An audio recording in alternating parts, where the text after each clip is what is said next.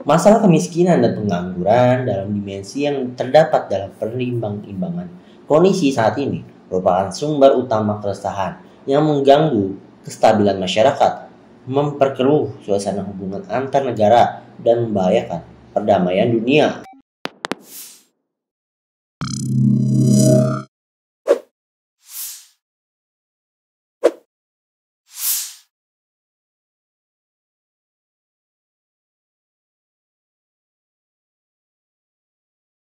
Halo teman-teman Gopedia, balik lagi dengan gue Mimin kali. Negara yang merdeka itu belum tentu merdeka penduduknya. Kenapa? Karena fakta-fakta yang ada nyatanya penduduk yang merdeka itu penduduknya belum merdeka. Walaupun merdeka itu hanyalah cuman alat untuk tujuan dan cita-cita bangsa, yaitu masyarakat yang adil dan makmur berdasarkan Pancasila. Dan kali ini gue Mimin mau membahas review buku yang bertemakan tentang kemerdekaan Indonesia, yaitu Catatanku untuk Indonesia. Buku ini ditulis oleh seseorang yang telah menamatkan pendidikan D4-nya di Teknokimia Nuklir STTN Batang, Yogyakarta pada tahun 2006. Dia lahir pada tahun 1984 yang lahir di Jakarta, yaitu Rahmita Sari. Dan ternyata hobinya itu sangat menarik loh teman-teman. Hobinya itu membaca koran dan majalah sejak sekolah dasar. Bahkan dia punya cita-cita ingin menjadi seorang dokter. Dan senang banget nih buat kelipingan tempelan dari majalah dan koran-koran yang telah dia baca menjadi satu kesatuan padu yang sangat beraturan. Dan ini dia catatan untuk Indonesia.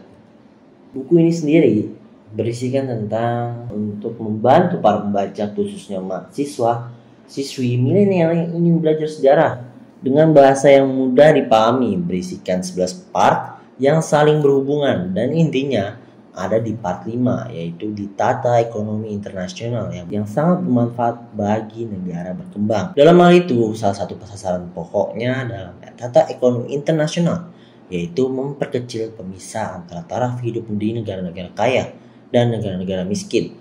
Hal ini selaras dengan kebijakan nasional untuk mengurangi kepincangan dalam pembangunan pendapatan masyarakat. Tatanan utama dalam penataan ekonomi internasional adalah agar secepatnya dibendung kecenderungan jarak pemisah yang semakin meluas.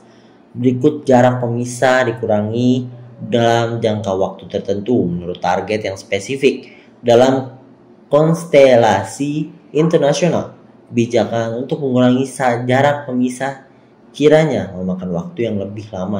Menurut isi buku ini, negara yang dipromosikan kemerdekaannya itu bukanlah merupakan tujuan semata-mata, melainkan alat untuk mencapai cita-cita bangsa dan tujuan negara, yakni membentuk masyarakat yang adil dan makmur berdasarkan Pancasila.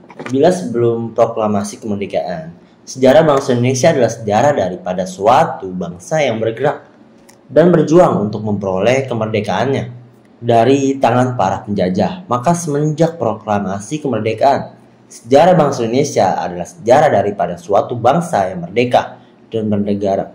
Sejarah bangsa Indonesia dalam menyusun pemerintahannya untuk memperjuangkan terwujudnya cita-cita bangsa dan tujuan negara, masyarakat adil dan makmur berdasarkan Pancasila. Syarat yang umum dan lazim diperlukan bagi eksistensinya setiap organisasi negara adalah rakyat negara tertentu, adanya wilayah negara tertentu, adanya kedaulatan, dan adanya pemerintahan dan tujuan tertentu. Kita mengenal bermacam istilah demokrasi. Ada yang dinamakan demokrasi konstitusional, ada demokrasi parlementer, ada demokrasi terpimpin, demokrasi Pancasila, dan demokrasi rakyat. Adapun juga demokrasi nasional dan sebagainya. Ciri khas demokrasi konstitusional adalah gagasan bahwa pemerintah yang demokratis adalah pemerintah yang terbatas kekuasaannya dan tidak dibenarkan bertindak sewenang-wenang terhadap warga negaranya. Masalah kemiskinan dan pengangguran dalam dimensi yang terdapat dalam perimbang-imbangan Kondisi saat ini merupakan sumber utama keresahan yang mengganggu kestabilan masyarakat, memperkeruh suasana hubungan antar negara, dan membahayakan perdamaian dunia. Oleh karena itu, kesimpulan dari buku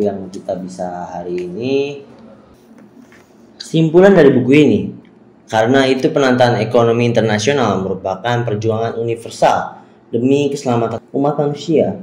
Penggarapan efektivitasnya memerlukan kerjasama internasional dengan atas kesadaran bersama, usaha meningkatkan taraf kesejahteraan sebagian besar masyarakat dunia menyangkut pengelolaan kebijaksanaan sistem ekonomi internasional yang meliputi serangkaian pengadaan, perluasan kesempatan kerja industrialisasi, pengaturan tentang penggunaan sumber dan pengamanan tata lingkungan, pendidikan, penelitian, ilmu pengetahuan dan teknologi, pengaturan perdagangan dan moneter internasional. Secara singkat dan selayang pandang akan dikemukakan sifat problematik dari persoalan antara sumber daya manusia serta sumber daya alam. Tentu aja dari buku ini kalian bisa memahami kalau ternyata Indonesia itu masih harus berkembang, karena Indonesia telah menjadi negara yang maju,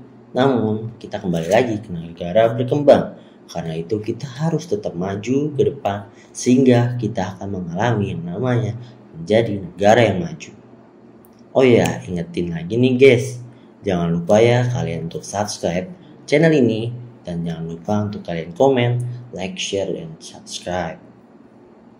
Oh ya, kalian harus tahu nih, ternyata Indonesia masih kekurangan pangan, masih kekurangan minyak, masih kekurangan yang lain-lain.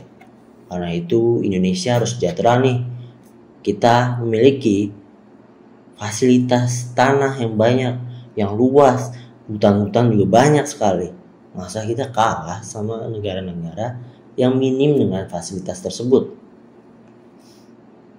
Kenapa kita nggak lahirin aja petani-petani muda? Kenapa kita nggak hargain para petani-petani itu dengan harga yang mahal sehingga banyak para petani ingin menjadi petani?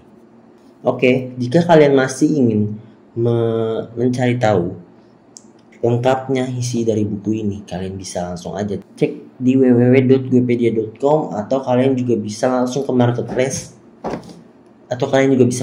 marketplace-nya di Shopee, Bukalapak, atau Tokopedia sekalipun. Gimana? Tertarik nggak? Kalian bisa langsung aja cek link yang ada di bawah ini biar kalian langsung cekidot beli buku ini. Gimana? Oke, itu dia. Sekian dari gue Mimin. Semoga kalian mendapatkan manfaat dari nonton video ini ya. Sampai jumpa.